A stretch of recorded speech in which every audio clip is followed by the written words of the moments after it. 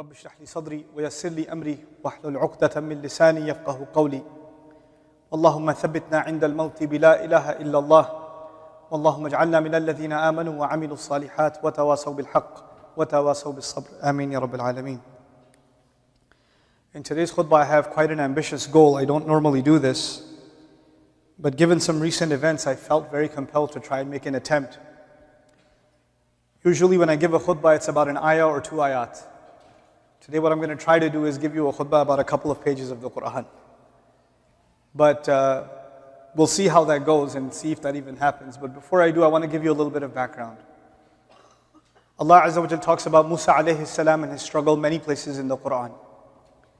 And one of the individuals that we are introduced to within the story of Musa alayhi salam is one of his friends. A friend that was part of the Egyptian military at the time. He used to work under Fir'aun. He was actually even, you could consider him one of the generals, one of the police chiefs at the very least, because it was a police state. And because of his friendship with Musa alayhi salam, he had actually become a Muslim. But he didn't share this with anybody. He was quietly a Muslim. And this is the same person that helped Musa alayhi salam escape when he was trying to get out of Egypt. In Surah Ghafir, what Allah Azza wa Jal tells us about this man, by the way, the common term used for him in our tafsir literature, because his name is not mentioned, is Mu'minu Ali Fir'aun, the believer from the people of Fir'aun, the believer from the lineage of Fir'aun. Something happens, there's something that didn't happen before in the career of Musa alayhi salam happens that reaches a breaking point. And that's the breaking point that I'm going to talk to you about today. Essentially, the only person that had a soft corner for Musa alayhi salam in any position of power was Fir'aun himself. Allah Azza wa Jal told us about Musa alayhi salam, وَأَلْقَيْتُ عَلَيْكَ مَحَبَّةً مِنِّي. I have thrown onto you a special love that comes from me. And that part of that love was that even when Fir'aun saw him for the first time, he fell in love with this boy. Even though that boy belonged to Banu Israel, he belonged to the race of the slaves. And you could tell from the color of his skin, he's not from their class. But even then he fell in love with this child, and he was raised as a prince in the care of the Pharaoh himself under Fir'aun.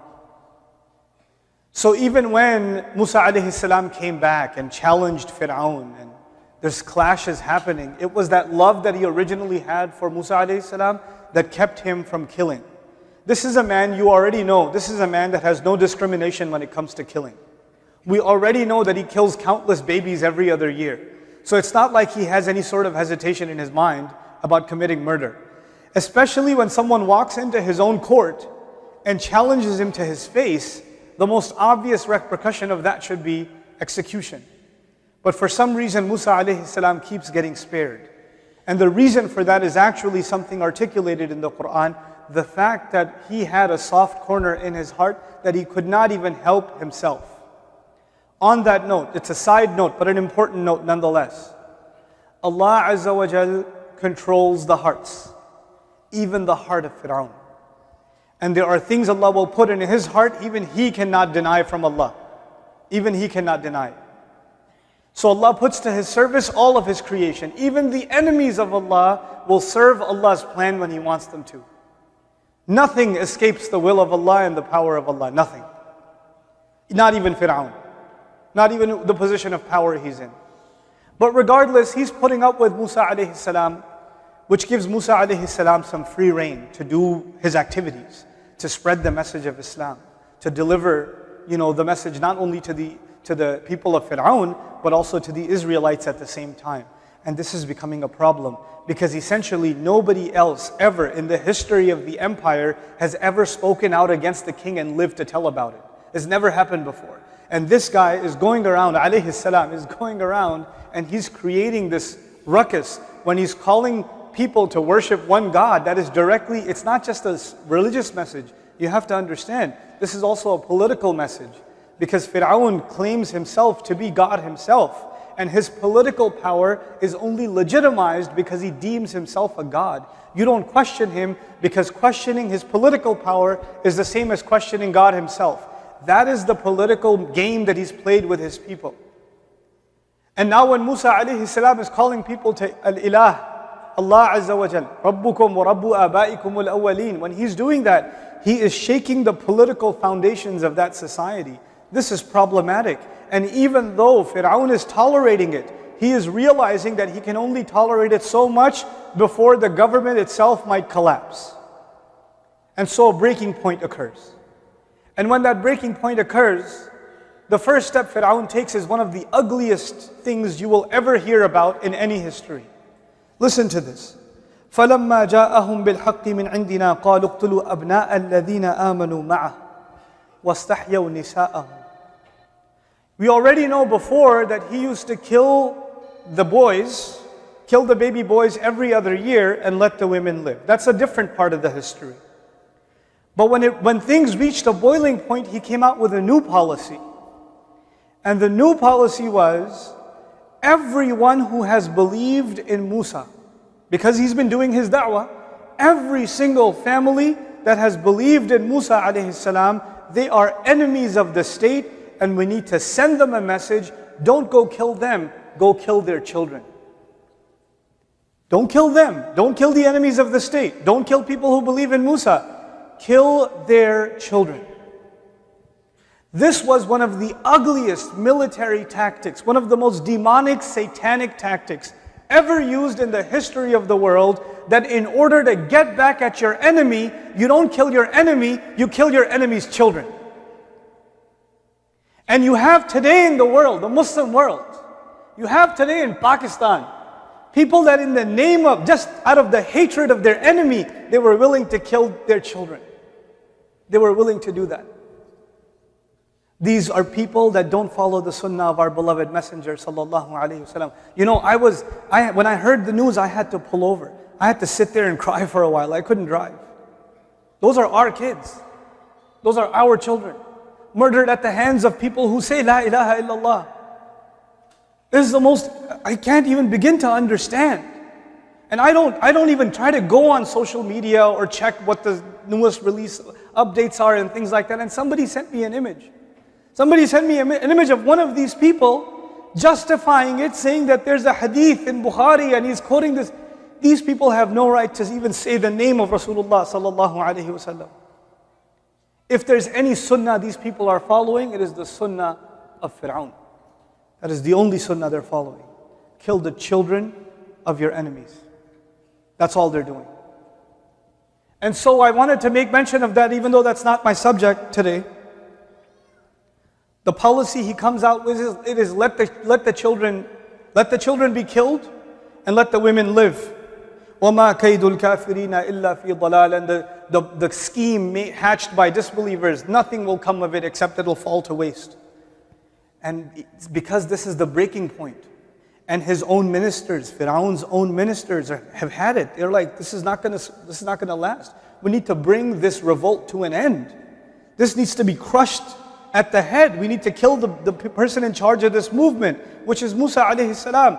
So then finally Fir'aun takes a step and he says, وَقَالَ فِرْعَوْنَ ذَرُونِي أَقْتُلْ مُوسَى وَلْيَدْعُ رَبَّهُ إِنِّي أَخَافُ أَنْ يُبَدِّلَ دِينَكُمْ. Fine, let me kill Musa myself. He doesn't even tell his soldiers to do it. He doesn't tell the armies to do it. He said, I'll do it myself. Fine. You know why? Because his political party was starting to think maybe Fir'aun is weak, man. Maybe he's weak. Maybe he's too soft towards our enemy, which is Musa, because he has emotional attachments to him. He's not fit to lead. You know, if you have a military state, especially a dictatorship, and the military command starts talking about the commander-in-chief and saying he's gone soft, he's not tough enough to make the difficult decisions, you know what happens next? A military coup happens, and the guy on top gets killed. And even though Fir'aun is extremely powerful, if he gives the impression that he's weak, he will lose his power. And he may love Musa alayhi salam, but he loves his power a lot more. And so he makes a decision, I'll kill him myself. Why? Because that will crush the political opposition that might be brewing. That somebody might even get the impression that he's weak. You know, that he's not tough enough. By the way, this is politics to this day. What is the motivation behind much of war or much of the policy of aggression? There are hawks within every party There are aggressors within every party that say he can't be our representative. He's not tough enough. He's not ready to do the hard thing. And so so many politicians, they don't go to war because they believe in war. They go to war because they want to hold on to their seat, because they want to appease to their party. Our book is teaching us these games that Fir'aun played so long ago that are still played to this day. There's nothing new. This is nothing new. All of this has been taught to us in the book of Allah if we just paid attention. We see right through it. In any case, he says, وَلْيَدْعُ رَبَّهُ, let him call on his Rabb. Let him make whatever dua he can. If he doesn't believe in me as his Rabb, then he has no protection from me. Let him get protection from his own Rabb. This is his words against Musa alayhi salam. إِنِّي أَخَافُ أَن يُبَدِّلَ دِينَكُمْ. I'm really scared now that he's about to change your religion. He's going to change the religion of you people. In another place in the Quran, he said, وَيَذْهَبَا بِطَرِيقَتِكُمُ الْمُثْلَى. He said this man, Musa and his friend, his brother Harun, alayhim as-salam, they don't say alayhim as-salam. These people are going to get rid of your exemplary lifestyle. Don't let them continue spreading the message of Islam because it is a threat to your great lifestyle, your nation. Your way of life is under threat because of this Islam. If you're patriots of your country, then you will not have Islam here. Sound familiar? If you really love your country, Islam's the enemy. So he made it a matter of national integrity. You might change your religion. Your lifestyle is perfect as it is and these people want to change it. Don't let them do that. They are the real traitors. وَأَنْ يَظْهَرُوا فِي الْأَرْضِ الْفَسَادِ. Look at the audacity of this man. He goes and kills children and turns around and says, don't let Musa go on, because if they do, then these people will, the religion of the people will change and then they will cause corruption. وَأَنْ يُظْهِرُوا فِي الْأَرْضِ الْفَسَادِ. وَقَالَ مُوسَى إِنِّي عُذْتُ بِرَبِّي وَرَبِّكُمْ مِنْ كُلِّ مُتَكَبِّرٍ لَا يُؤْمِنُ بِيَوْمِ الْحِسَابِ. Musa alayhi salam says, I believe in, and I'm going to go quickly now and read through, just listen to this speech. Musa alayhi salam says, I seek refuge in my master and your master from every arrogant one, the one who doesn't believe in the day on which all the records will be taken. وَقَالَ رَجُلٌ مُؤْمِنٌ مِنْ آلِ فِرْعَوْنَ يَكْتُمُ إِيمَانَهُ. And a man who believed, a believing man, from within the descendants of Fir'aun. Who is Allah talking about? That general. So one of the generals is sitting in the parliament, is sitting in the inner circle of Fir'aun, la'anahullah. And Fir'aun finally makes the announcement that he is going to kill Musa himself and his friend, who had never shared anything about his Islam. He never told anybody he's a believer. When he heard that Musa alayhi salam is going to be killed, the messenger of Allah, there's an attempt to kill a messenger of Allah, he could not hide his Islam anymore. He came up and spoke out. And he spoke out. I want you to imagine this scene. It's the parliament of Fir'aun. He is the military commander sitting there. They are discussing how to get rid of the enemy and how Islam is a threat. And one of them raises his hand, stands up and says, I'm a Muslim. This is the scene that is painted, the shock waves that are sent inside that room. And so what does he say? أَتَقْتُلُونَ رَجُلًا أَنْ يَقُولَ رَبِّيَ اللَّهِ. You are ready to kill a person who just says, my master is Allah. وَقَدْ جَاءَكُمْ بِالْبَيِّنَاتِ مِنْ رَبِّكُمْ. And so many clear proofs have come to you. You have no reason to reject this message anymore. وَإِنْ يَكُ كَاذِبًا فَعَلَيْهِ كِذْبُهُ. And by the way, if he is in fact a liar, then he will pay the price for his lie. إِنَّ اللَّهَ لَا يَهْدِي مَنْ هُوَ مُسْرِفٌ كَذَّابٌ. No doubt about it, Allah, He will not guide, He does not guide anyone who goes beyond limits and who keeps up making more and more lies. When He said musrifun kadhab, He was not talking about Musa alayhi salam. He was talking about Fir'aun. Fir'aun is a musrif. أسرف في القتل فكيف لن يكون مسرفا. أسرف في القتل. He says Allah will not guide anybody who goes beyond limits. And Fir'aun had gone beyond limits. He had killed children. And then he says Allah will not guide someone who keeps on making lie after lie after lie. And that is what Fir'aun had done. Fir'aun had made numerous lies already. He called Musa alayhi salam a magician. That didn't work. He called him, a liar. He called him all kinds of things. And none of those accusations flew. He tried one after the other. He failed. His false propaganda kept failing on him. There are lots of people standing in the back. So you guys got to squeeze. Move over. Come on. Make room.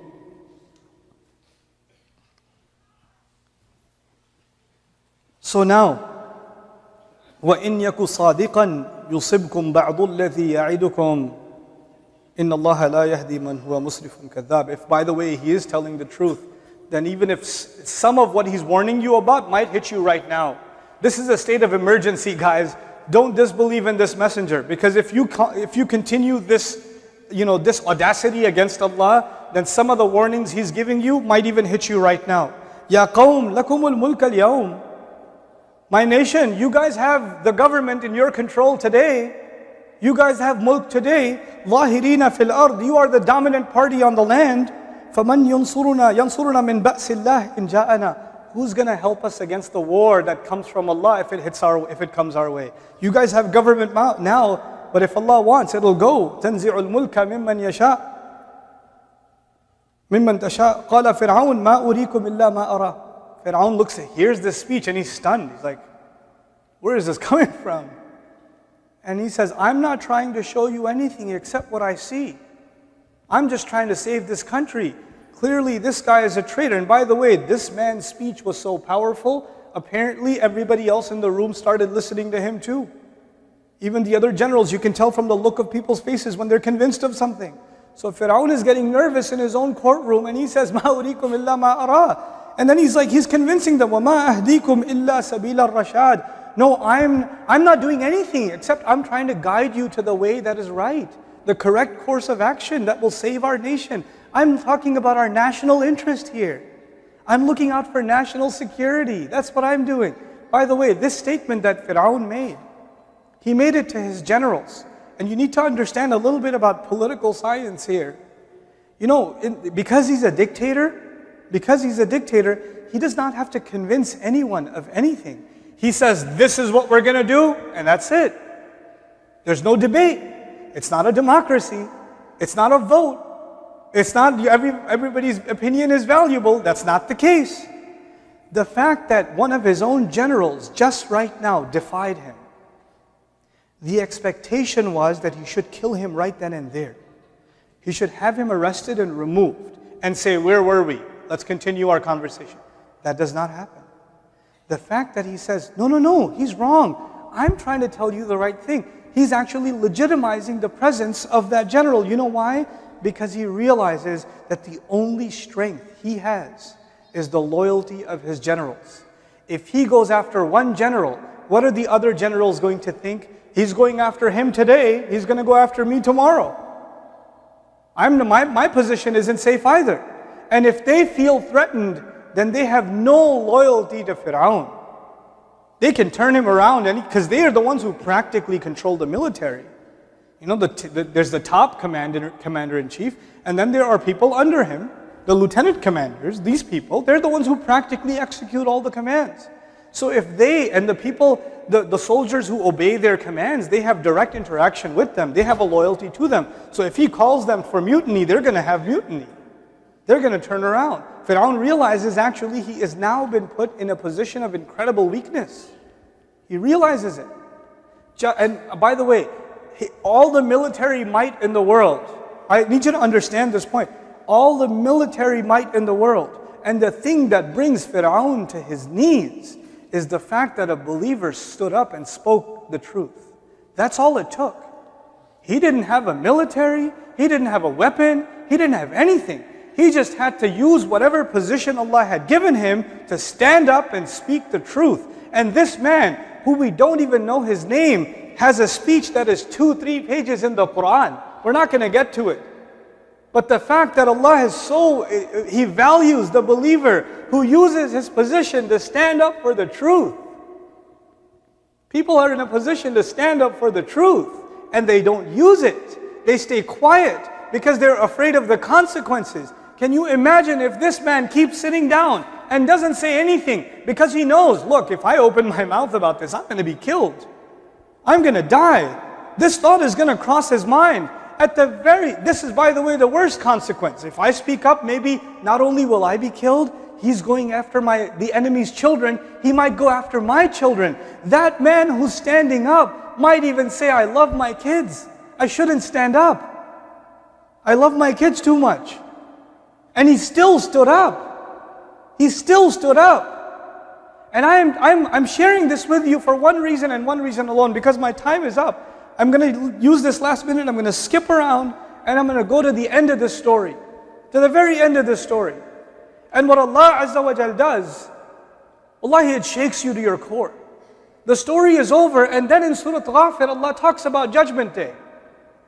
And not just any scene of Judgment Day.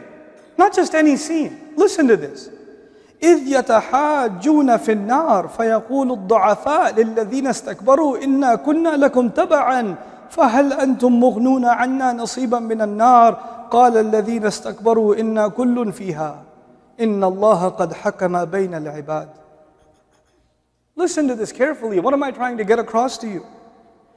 When they are going to be debating with each other in the fire, there are people in Jahannam, Allahumma la taj'alna minhum.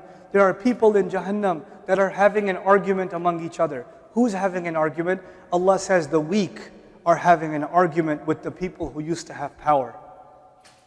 The weak, the oppressed, the people who were scared to speak up, the people who could have spoken up, but if they spoke up, there would have been consequences. The ones who stayed quiet, those are now speaking against those, to those who were in a position of power. By the way, both in the fire. Both in the fire. And they say, we used to follow you. Inna kunna lakum taba'an. We used to follow you. Could you help us out against this fire? And they say, no, everybody's in the fire. The real master has already made his decision. He's already made the decision. Even those kuffar say, now the Rabb has already قَدْ حَكَمَ بَيْنَ الْعِبَادِ إِنَّ اللَّهَ قَدْ حَكَمَ بَيْنَ الْعِبَادِ. No doubt Allah has already made his decision between the slaves. What is he saying? What are these people saying? These people are saying, you the only reason the weak are, why would you think the weak should be in hellfire? The weak are victims. Yes, they are victims. You know what their crime is? Not speaking the truth. You have no weapon in your hand. You're weak. You have no weapon. You have no military resources. You have no economic resources. You have no social resources. The one resource you have is your tongue that can speak the truth. That's it. That's it. And if you don't use that resource, then you are just as much a criminal. Because one believer standing up could have ended all the oppression. One believer speaking out. How many times do we think we see something wrong, we don't say something, I might lose my job. I shouldn't say something. This man stood up against the worst odds. What do we have? What are we afraid of? Losing a job? Or, my friend might get upset? Or what are people gonna say? Nobody's killing you, nobody's killing your children. And you and I are still spineless to speak the truth when the time comes. We have to, where do we stand? Where's the integrity of the Muslim? They see something wrong and they don't speak out. What are we afraid of and what are we not afraid of? If you're afraid of Fir'aun, you should be much more afraid of Allah. You should be much more afraid of Allah. And that's what he demonstrated. So the last thing I leave you with, and I told you last thing already, but still, I want to leave you on a positive note. What I want to share with you is this man who spoke up. Anybody with half a mind knows, after this guy is done with his speech, he's going to get killed. This general is not going to survive. There's no way. What does Allah say? فَوَقَاهُ اللَّهُ سَيِّئَاتِ مَا مَكَرُوا. Allah protected him from all the evils that they had planned. Allah protected him from all the evils that they had planned. وَحَاقَ بِآلِ فِرْعَوْنَ سُوءَ الْعَذَابِ. And the worst kind of punishment grabbed a hold of Fir'aun and his armies. The one you think will be killed is the only one saved, and the one you think will kill is the only one killed. Because now you're under Allah's protection. When you speak up, when you stand up only for Allah, then you have Allah's protection. You will lose every other protection. And you have to believe in Allah's protection to have the courage to stand up to begin with. And when you show Allah that courage, then forget it. Then you don't need any other security. Then Allah is your security. You can't have better security than that. And you have Allahul Musta'an. And you have Allah whose help is sought. May Allah Azza wa Jal give the Muslims the integrity, the courage to speak the truth wherever they may be. أَن نَقُولَ الْحَقِّ أَيْنَمَا كُنَّا لَا نَخَافُ فِي اللَّهِ لَوْمَةَ لَائِمٍ. That we're going to speak the truth wherever we are. And we will not be afraid of consequences. Understand the truth. Speak it articulately. Speak it intelligently. But never hide the truth.